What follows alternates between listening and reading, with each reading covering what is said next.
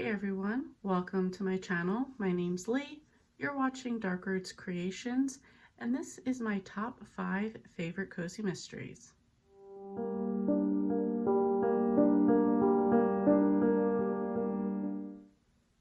So in honor of March Mystery Madness, I figured I would do my top favorite cozy mysteries.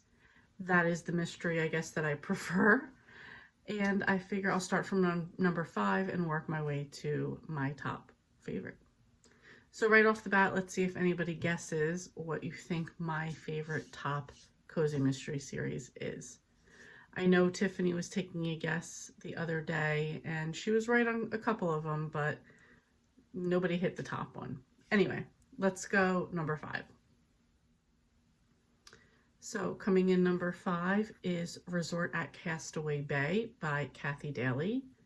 She currently has 3 Bay series out. This one just happens to be the one I read first, but it's the one that I like the most. I'll give you the little breakdown description of what like the general series is. So it says, Sydney Whitmore is a forensic psychologist living in San Francisco, moves home to Shipwreck Island. And the resort owned and operated by her family after tragedy strikes, leaving her struggling for a way to make sense of things. After finding out about the assault of an old friend, which has him left comatose, she renews a friendship with Ezra Reinhold, an exclusive billionaire who enjoys poking around in cold cases and has the means to hire the best people to find the answers no one else has been able to. That kind of does sum it up. In most of the Bay series, there's 3 mysteries going on. One from the past. In this case, it would be her friend who's comatose. A current mystery, which would be, in this case, often something Ezra gives her to work on. And then by the end of the book, you've sort of been set up for what the next book mystery is going to be. At this point, there's 8 books slated to be out for 2023. I have read up through number 5. And at this point in time in the books, like Ezra has formed a team. Sydney's usually part of that team. Like everybody has their little part. She occasionally teams up with someone else in the group, but usually like she's doing her part and then like meets up with everybody and like the case gets solved.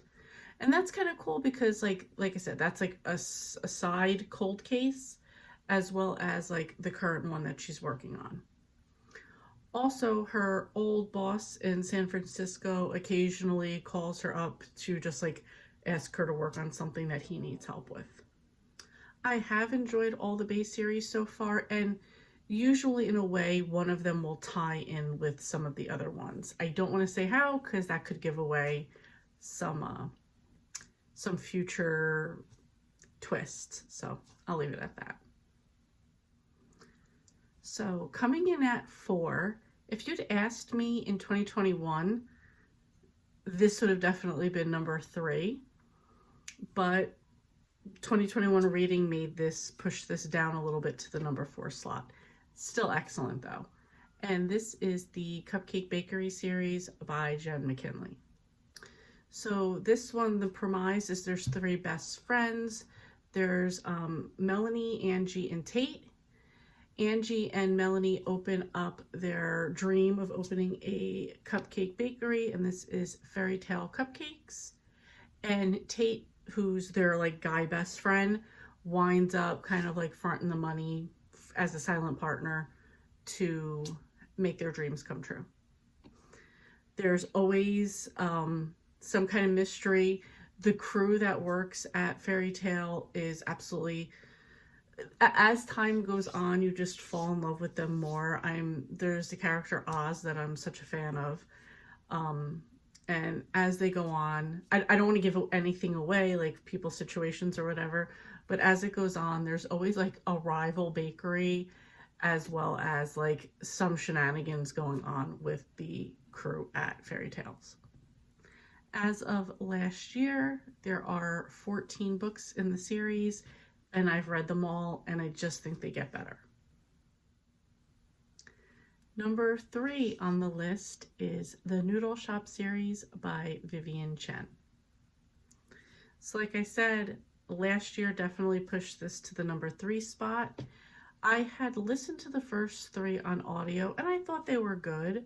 I did want to continue, so I picked up the rest in print and absolutely fell in love with them. I feel like from 4 on, they just get way better. And in this series, the main character is Lana Lee.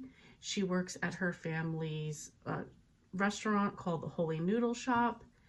And this is in Ohio, and it's in a little area like known as Asia Village, where there's all different Asian-owned businesses.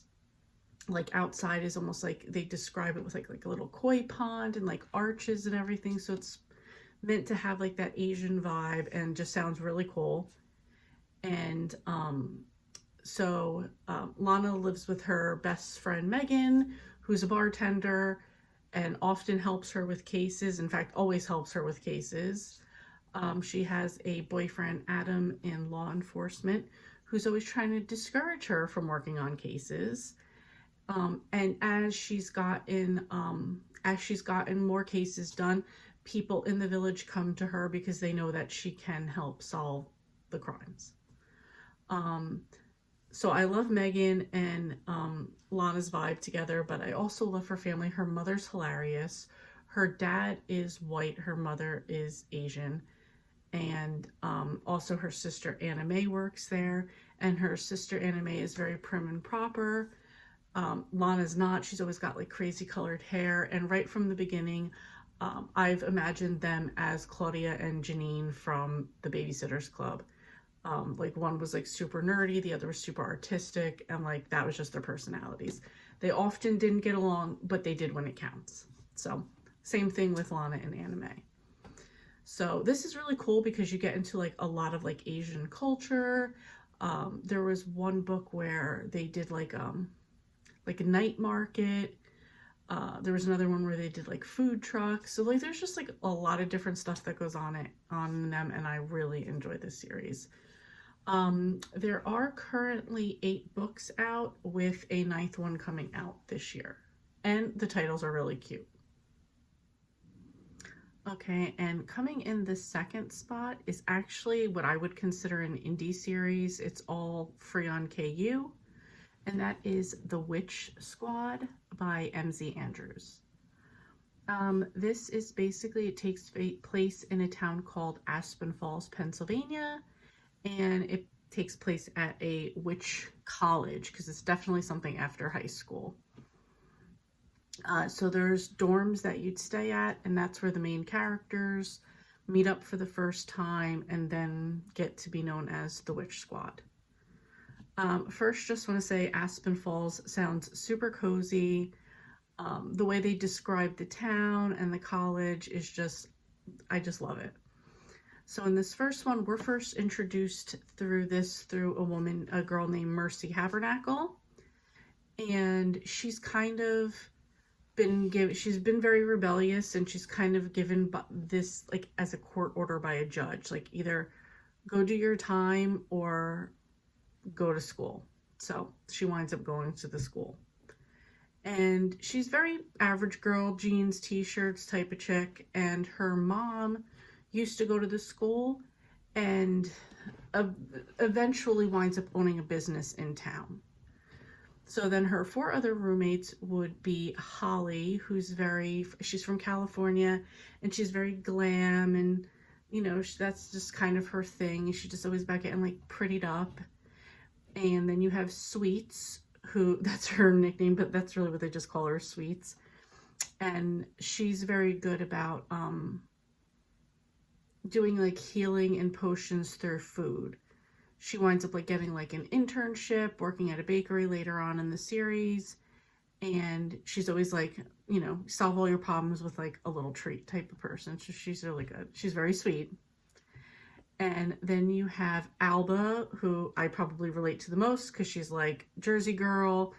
She didn't want to, like, her family like ran like a mechanic body shop. She didn't want to do that. So she winds up going to the school, and she's probably like the most powerful out of all the girls. And then you have Jax. And Jax in the beginning doesn't have any powers yet, and which kind of sucks because her mom is the headmistress of the school, and it's sort of like she's almost a disappointment.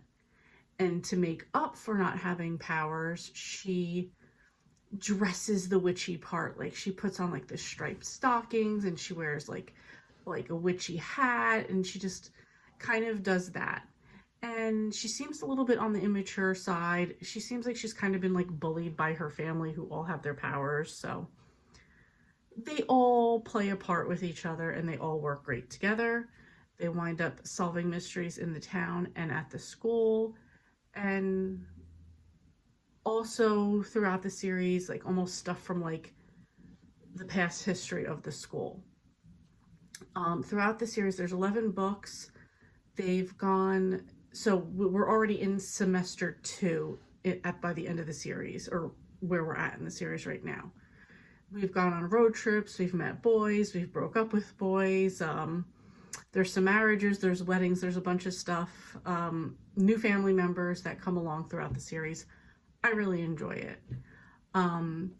So like I said, there's 11 books out. The last one was published in 2020. I did write the author because I love this series so much, and said like, are you doing more? I thought like it would at least go until like the girls finished school, and that would just be like the natural ending of the series. And she did say that she is going to write more. She just took a break from writing. So totally understandable. I hope she gets back to it.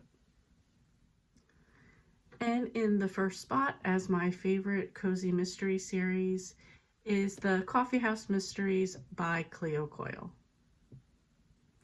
So Cleo Coyle is a husband and wife writing team, and this series takes place at a coffee shop called the Village Blend in New York City. I think that's probably, as much as I love a cozy little town, I think what I love most about it for this series is that it's in the city, and the Village Blend, the shop itself, is the cozy spot. So this is managed by a woman named Claire Cosi. It is owned by her ex-mother-in-law, known as Madame, and so she runs it for her. And there's a cast of baristas that work there that all have very different personalities, but I feel like they all work well together. The coffee grounds are sourced out by Mateo, who is Claire's ex-husband. They do have an adult daughter, late teens, early 20s, depending on when you start. Mateo is very good looking, very womanizer, very previous drug abuser. So those are some of the reasons that him and Claire aren't together anymore.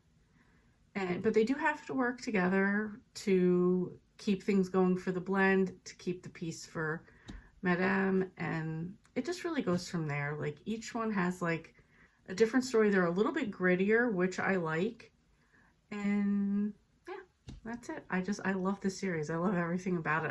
I especially love all the people that work at Village Blend. We currently have 19 books out in the series, and I have read them all, and I'm sort of patiently but really impatiently waiting for number 20 to come out.